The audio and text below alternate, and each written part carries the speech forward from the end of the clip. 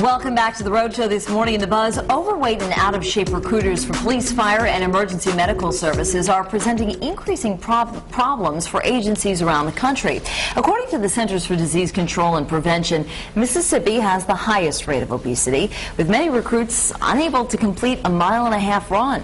In the meantime, Massachusetts, 77% of fire and emergency medical technician trainees were either overweight or obese.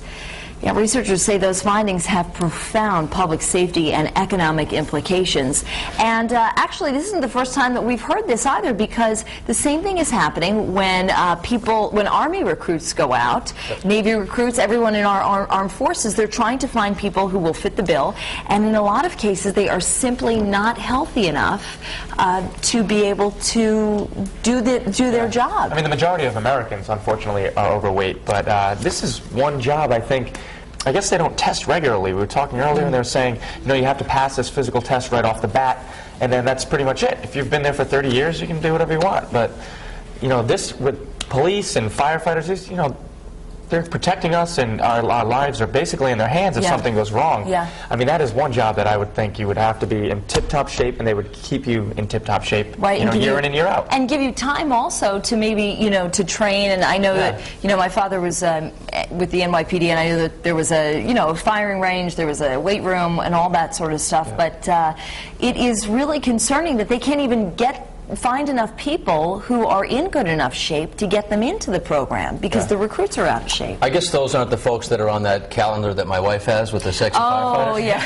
That's a small percentage, apparently, of all the first responders. In all seriousness, though, if I'm in trouble, whether it be in a burning house or a car that flipped over or some sort of situation where somebody a little more physically fit than me has to get me out of that situation, or my family, yes, I am concerned about this. If this is a growing trend, obviously it doesn't mean all of them are like this, but yeah, I've driven to places or been in places where I've seen the people responding to an accident or a fire scene or whatever that are rather overweight, and I wonder myself, wow. I mean, that is frightening to think that they're running into that building. Yeah, 77% in Massachusetts. That's 3 out of 4 firefighters running into a building that... Well, and you have to worry when you're the family member, the wife, the children of the husband of these first responders, because in a lot of cases you think, oh my gosh, what if they do get into this situation and they don't have, you know, can they get out? That's a really scary thing. But what was really interesting was, you know, they also said that that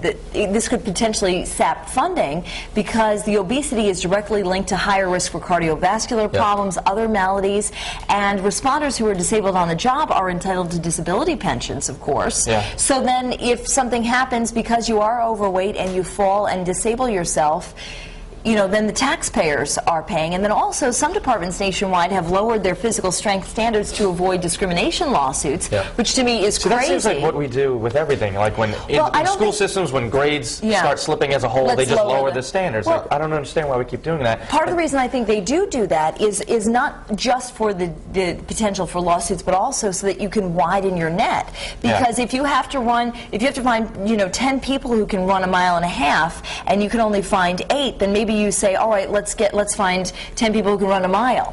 You know, and so then we can have at least more people. I mean, I don't think you have to be an Olympic athlete to be a firefighter or a first responder or a cop, whatever. But like you said, Ben, I mean, this is one of those jobs where you have to be physically, somewhat physically fit. I mean, what I do, you don't have to be. You just read all day, right? Read and talk and eat in the kitchen. But if you're saving lives, please, by all means, you know, hit the treadmill every once in a while, get yourself in shape, and like Lily said, though, for your own benefit as well. I mean, if your husband's leaving the house and he's out of shape, and he has to climb to the 4th floor of a burning building with all that stuff, I mean, now he's in jeopardy, you know? Well, I'll tell you what, both ways. I want to throw it over to Courtney, because, Courtney, you know, a lot of people, obviously, there are people in our own families and friends who all have struggled with a weight issue, so certainly this isn't a unique problem or something that we want to highlight in that way. It's just a real concern when this particular issue touches first responders. Yeah, a lot of folks are concerned about that, hearing these new statistics. We have lots of comments